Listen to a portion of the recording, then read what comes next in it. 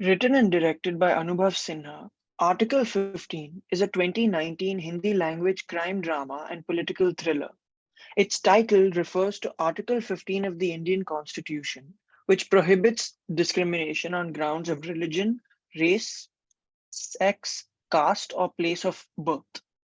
Based on the brutal 2014 Badao case, the film follows an investigation of the gang rape and murder of two minor Dalit girls. Through this police procedural, the film is a searing indictment of the criminal caste injustices that plague India. But whose subjectivity is reflected in the camera and screenplay of the film? Who is assigned spectatorship? Article 15 is ultimately a film made by privileged caste Hindu men speaking to an urban privileged caste audience. A Dalit spectator, for instance, certainly wouldn't need to be convinced of the existence of caste oppression. This isn't inherently a bad thing. There is certainly immense value in a film like Article 15, but it reflects just how entrenched a dominant caste Hindu male gaze is in the Bollywood industry.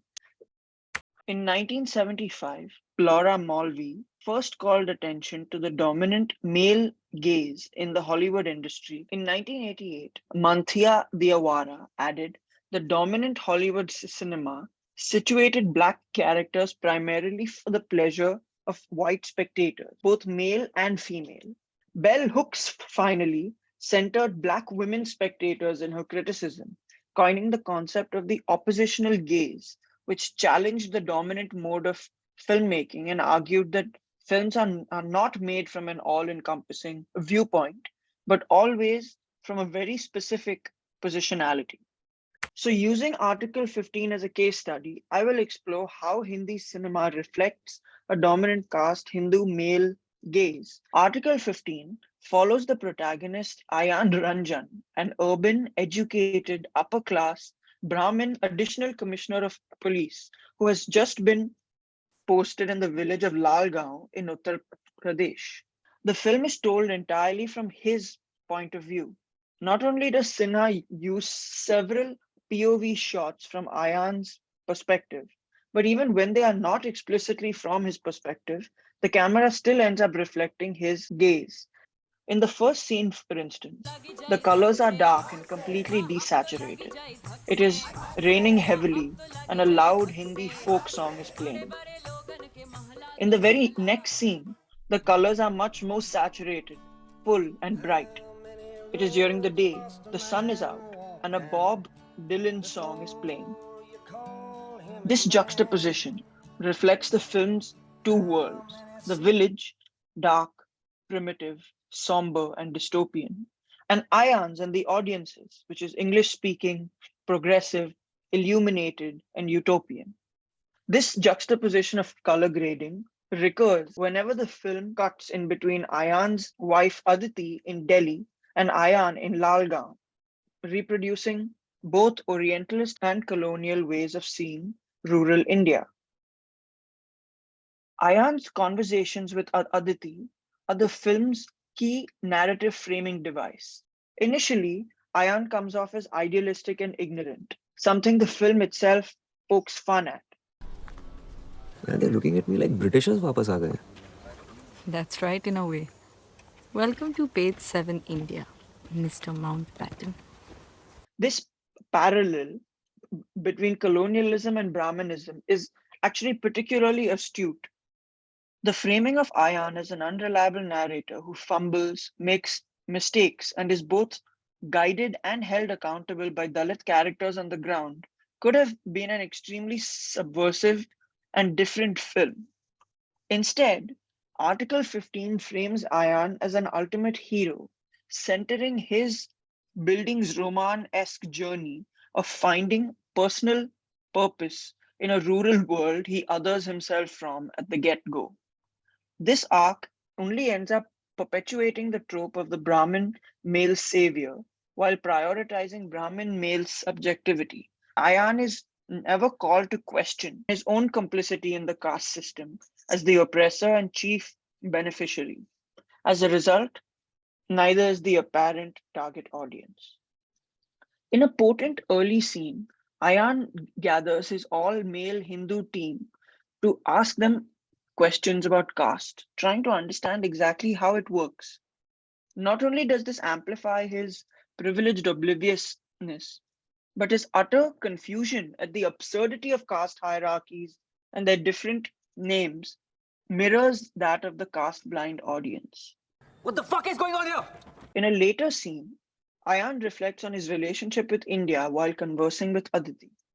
The film indulges deeply in only his subjectivity and his processing of caste injustices, focusing on how he can still be proud to be Indian while these things continue to happen. It's messed up. And I will unmess it.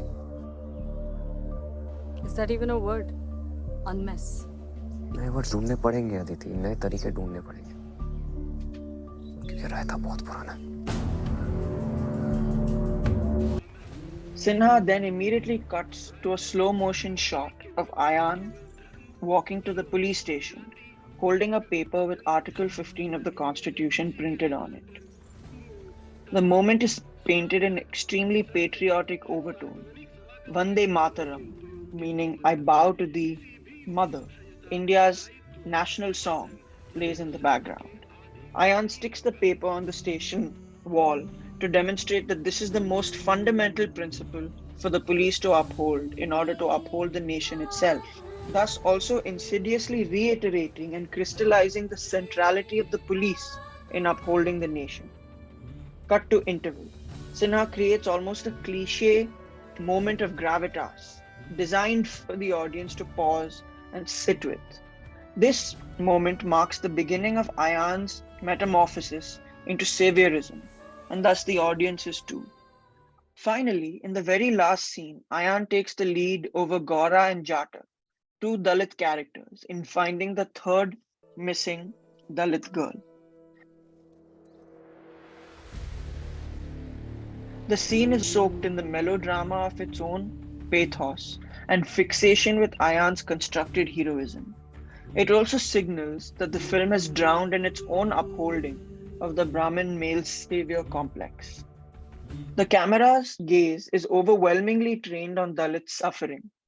Adapted from various recent headlines, Dalits are shown getting beaten up for entering a temple, facing police brutality, being forced to manually scavenge, and experiencing the worst of human violences, getting gang raped and killed. All this gory display of trauma for a privileged caste filmmaker to prove to a privileged caste audience that caste injustice, well, exists. The few Dalit characters in the film are not given enough room to exercise agency and exist as fully realized characters. The character of Nishad, a Dalit revolutionary and scholar, serves as a good example. His erudition and activism make him an ideal choice of a protagonist for a film seeking to redress Dalit oppression, but Nishad remains a passive, poorly sketched shadow of a character. He only gains relevance when Ayan seeks him out, therefore always existing in relation to Ayan's subjectivity. In the one scene where they interact, the mise en scène frames Ayan as talking down to Nishad. The composition literally reflects their hierarchical difference. Nishad's role serves only to aid Ayan's power and agency. Nishad only gets two other scenes in the whole film, the third one being the one where he gets killed. By the end of Article 15, it is not clear what happens to Nishad's lover Gora, who speaks little throughout the film. The film also doesn't probe into what happens to Pooja, who gets rescued.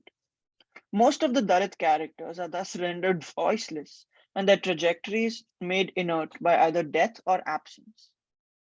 The film concludes with a voiceover from Ayan, where he speaks directly to the audience. He has thus come of age, embraced his role as the savior, and overcome the corrupt rot of the cops, politicians, and the entire system they enforce with singular, resolute convictions.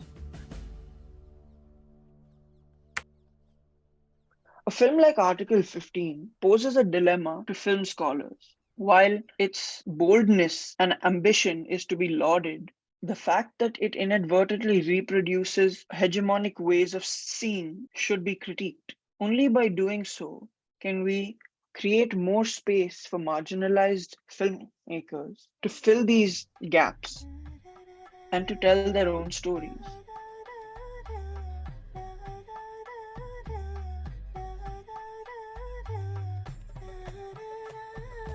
कौन जा दो अम्मा